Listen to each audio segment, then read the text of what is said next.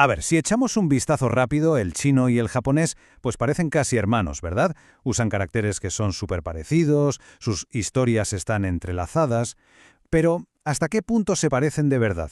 Es una de las confusiones más comunes, así que vamos a separar el mito de la realidad y a descubrir qué los convierte en dos universos lingüísticos completamente diferentes. Para poner un poco de orden, esta es nuestra hoja de ruta. Primero vamos a resolver ese puzzle visual que es el origen de todo.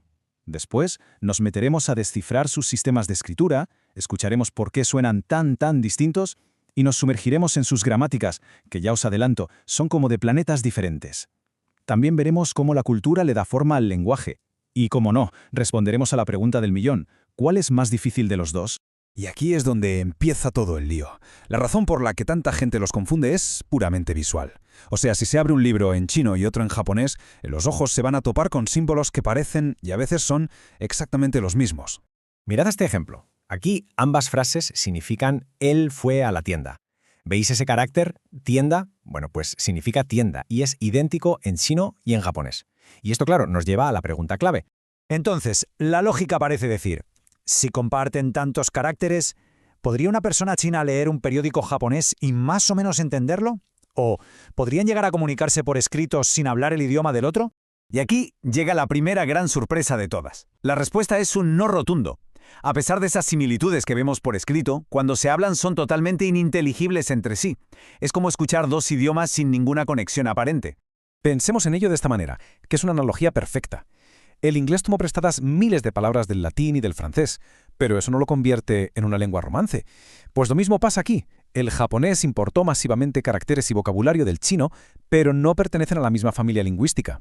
El chino es de la familia sino-tibetana y el japonés de la japónica.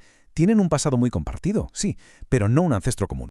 Y ojo, que no estamos hablando de idiomas minoritarios. El chino lo habla más de 1.300 millones de personas, casi una quinta parte del planeta. Y el japonés, aunque esté más concentrado en Japón, lo hablan unos 125 millones. Son dos auténticos gigantes lingüísticos, cada uno con su propio universo. Bien, volvamos a la escritura, porque es justo ahí, en cómo se usan esos caracteres que comparten, donde la historia se pone de verdad interesante. Aquí está la clave de todo. El chino usa un único sistema de escritura, los caracteres Hanji. Cada símbolo es una idea, un concepto. El japonés, en cambio, es un auténtico híbrido. Utiliza los kanji, que son básicamente los caracteres que cogió del chino, pero los mezcla con dos silabarios propios que representan sonidos, no ideas, el hiragana y el katakana. Y cada uno tiene su función. El hiragana, que tiene esos trazos más curvos, se usa para las partes gramaticales de las frases, las terminaciones de los verbos y demás. El katakana, que es más anguloso, se reserva para palabras que vienen de fuera, como computer, para decir ordenador, o para dar énfasis. El chino simplemente no tiene este sistema triple. Vale, ya hemos visto que se escriben de forma distinta. Pero ¿por qué al escucharlos no se parecen en absolutamente nada? La respuesta, en realidad, está en la música del lenguaje. Aquí tenemos la diferencia fundamental. El chino es una lengua tonal. Esto quiere decir que la melodía, el tono con el que se pronuncia una sílaba, cambia por completo su significado.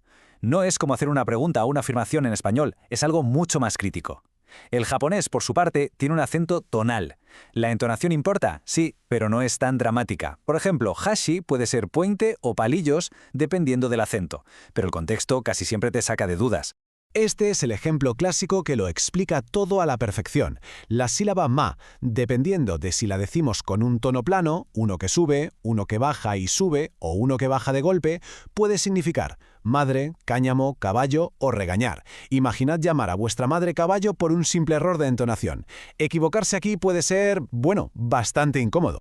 Si la escritura y el sonido ya nos parecían diferentes, esperad a ver la gramática. Aquí es donde se confirma que, estructuralmente, son de galaxias distintas. Hablemos un momento del esqueleto de una frase, el orden de las palabras. Es algo tan básico que lo damos por sentado, pero que en este caso lo cambia absolutamente todo. Y la diferencia es abismal. El chino, como el español, usa el orden sujeto-verbo-objeto. Yo como una manzana. Muy lógico. El japonés, en cambio, le da la vuelta y pone el verbo al final. Sujeto-objeto-verbo. O sea, yo, una manzana, como. Imaginaos tener que esperar hasta el final de cada frase para saber cuál es la acción. Cambia totalmente la forma de escuchar y procesar la información. Y eso no es todo. Los verbos en chino son como piezas de Lego. Tienen una sola forma, invariable.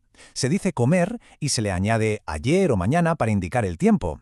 En japonés los verbos son como un transformer. Se flexionan, se conjugan, cambian de forma para indicar el tiempo, si es negativo, el nivel de cortesía. Es un sistema muchísimo más complejo.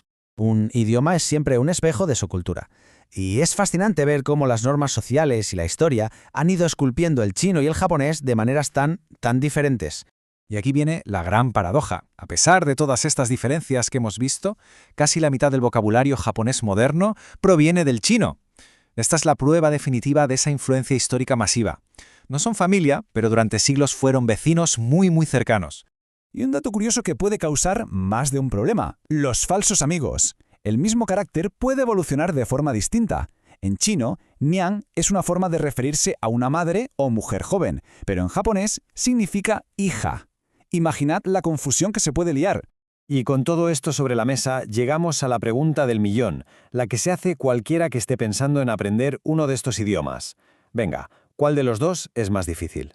La respuesta honesta es que depende. El chino supone un reto desde el minuto 1 con la pronunciación y sus tonos, además de la maratón que es memorizar miles de caracteres.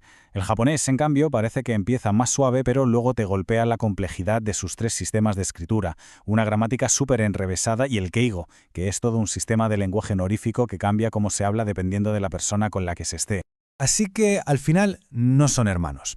Son más bien vecinos con una historia increíblemente rica y compleja que los ha llevado por caminos muy diferentes. Lo que hemos visto es una foto de cómo son hoy, pero los idiomas nunca dejan de evolucionar. La pregunta que queda en el aire es, si tanto han cambiado hasta ahora, ¿qué aspecto tendrán dentro de otros 1000 años?